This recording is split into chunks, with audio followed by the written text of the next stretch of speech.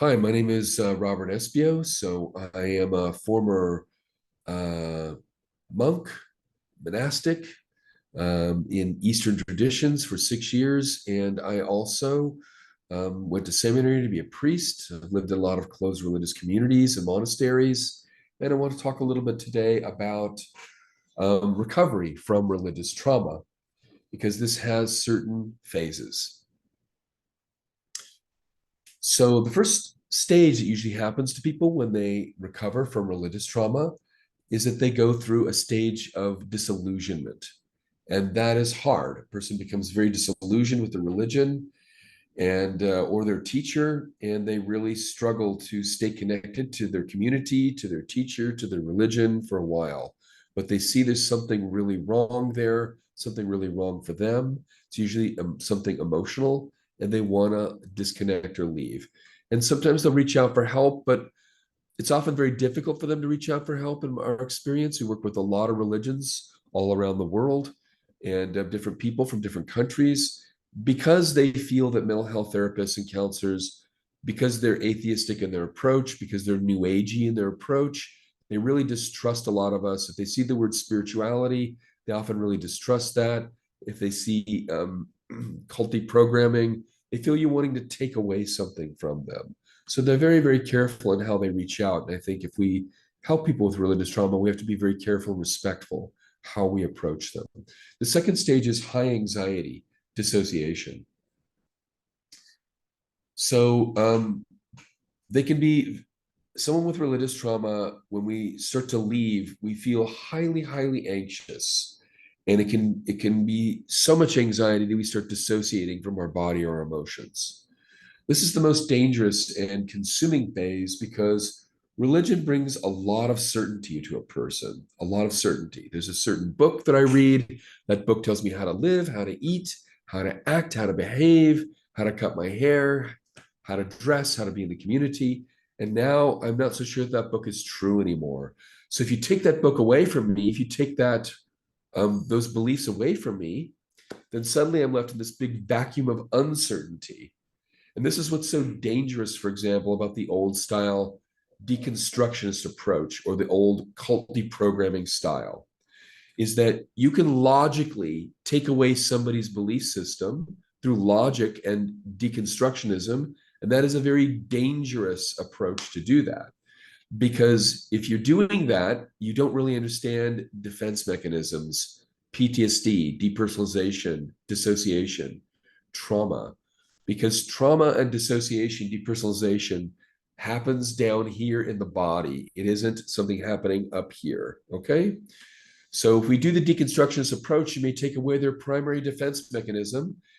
And for example, somebody that may have grown up Christian and always used praying and forgiveness to Christ as their way of evacuating their anxiety and their shame.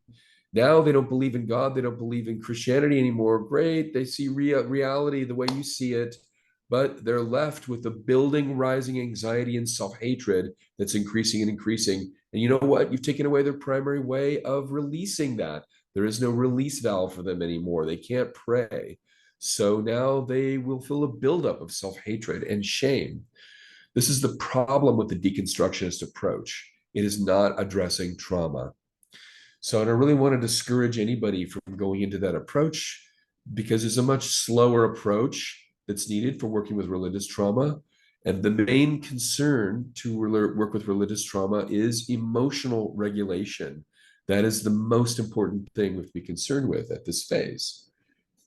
So at the second phase, there's a highly destabilizing feeling, and clients often react by moving to the other extreme. So instead of trying to be good, I'm now going to be the epitome of bad. I'm going to get into Satanism or sex or drugs or music, or people can get they can get suicidal. They can destroy their marriage. They can get very extreme at this time. And it's a very, very hard time for people. They can feel absolutely terrified. And this brings us to the next phase, anger or terror. This is usually when they find people who are selling the deconstructionist approach, and they tell them their anger is very valid, and it is. and they really reinforce to them that they should be angry about what's happened, and it's really unjust and unfair and wrong, and it is. And there can be a lot of wrong things that happen to them. There can be terrible sexual abuse. There can be terrible things that are hypocritical in the church they belong to.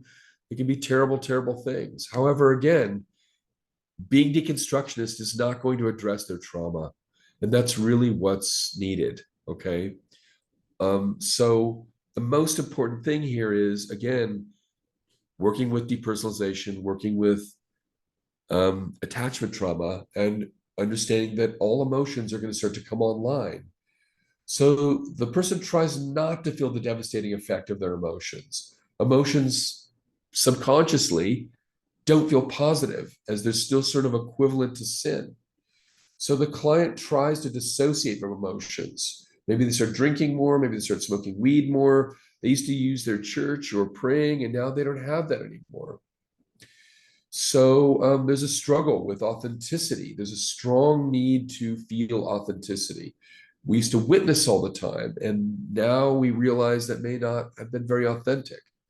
People get really pissed off about losing their authenticity through years of needing to witness. They feel very angry.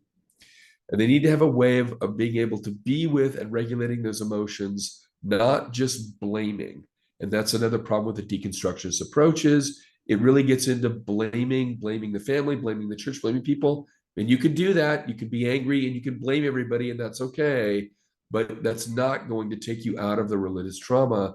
And in some cases, it makes people develop more self-hatred and a more of a critical view of themselves and others.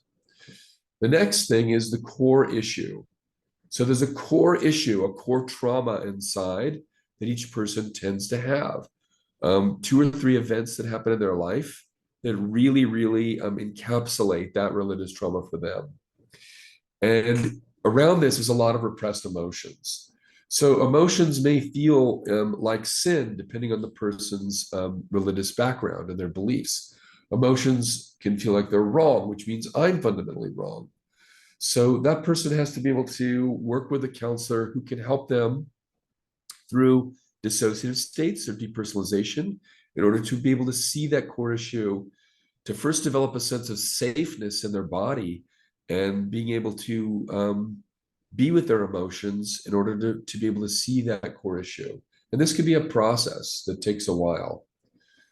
So healing and recovery is the last phase, right? We want to go into.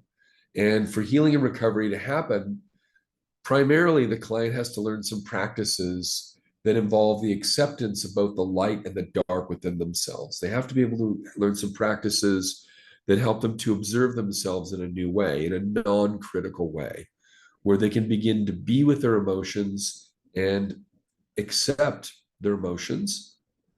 And they can begin to develop ways to bring some serenity into themselves and accept themselves for who they are. And this is the trickiest part.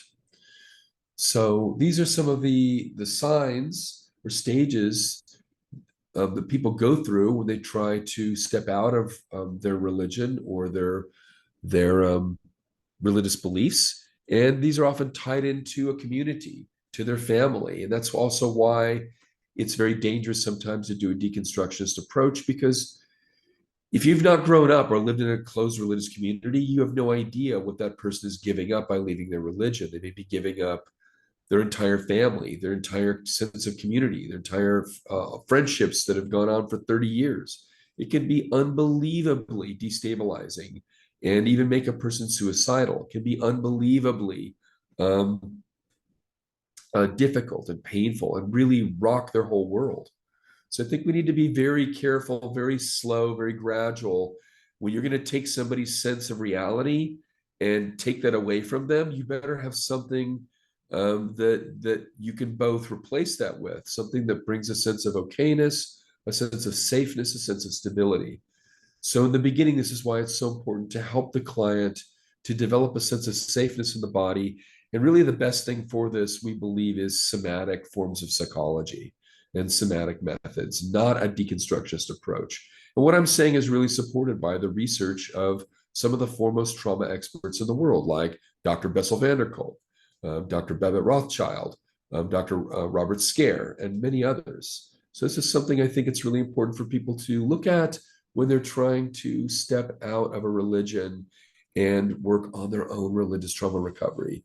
So thank you for listening to me, and I really hope you find peace on your journey.